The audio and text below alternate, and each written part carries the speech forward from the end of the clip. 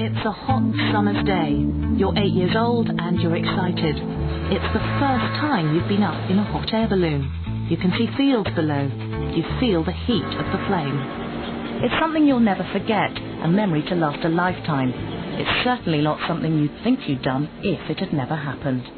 Psychologists at Victoria University in Wellington are finding out just how easy it is to implant false memories using digitally altered photographs. There's nothing sinister about what they're trying to do. They're just trying to get to the bottom of how memory works. It's the first time anyone's investigated the power that digital technology has to change what we remember. And the results are remarkable. It seems like the stuff of science fiction. 30 students are shown pictures of their childhood in a study they believe is about how we reminisce. In fact, it's testing how vulnerable their memories are. This is Jessica. It's day one of the experiment. When she's first shown the fake photo of her hot air balloon ride, unsurprisingly, she has no memory of it. Tell me everything you can recall about that event.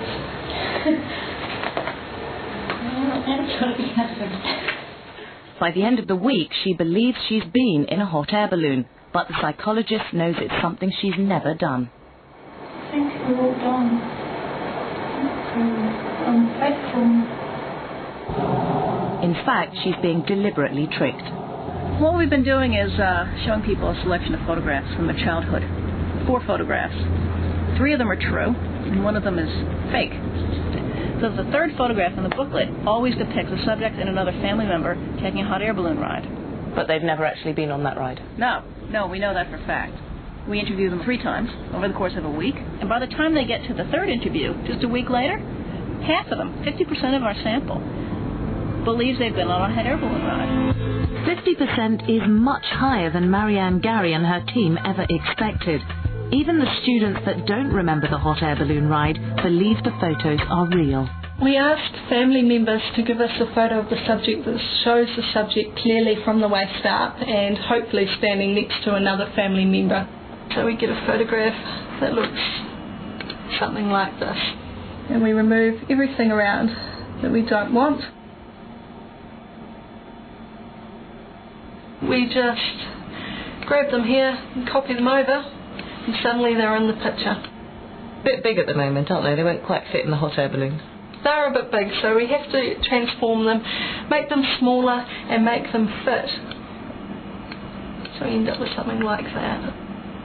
That looks fantastic. They really look like they're in there. Over the course of the week, subjects are asked not to speak to their family about the study. Kim asks them to think about the photos every night. By the 3rd interview, their imaginations are starting to fill in the detail.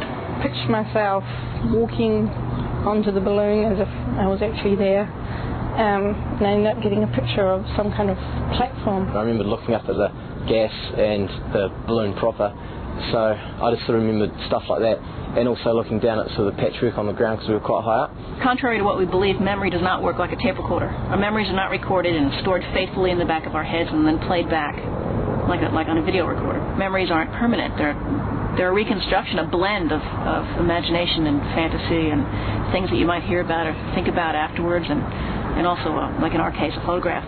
What kind of implications does this have? One of the implications is that if you remember something and you report it with great confidence, great detail, and it's very vivid and clear, got a lot of emotion, doesn't necessarily mean it really happened. What kind of reaction do you get from people when you tell them this event didn't happen at the end of the week? Surprise, especially if they believe the event happened. They're also quite scared because people, they have a lot of faith in their memories. They think as a child, as an adult, they can remember their childhood quite clearly, and it's a big wake-up call when suddenly they realise their memory's not that reliable. One of the 4 photos we discussed didn't actually occur. So one of them didn't happen. You know which one that is? The balloon one. Yeah, the balloon one. Yeah. It's scary, really. A hot air balloon ride is not something you'd easily forget.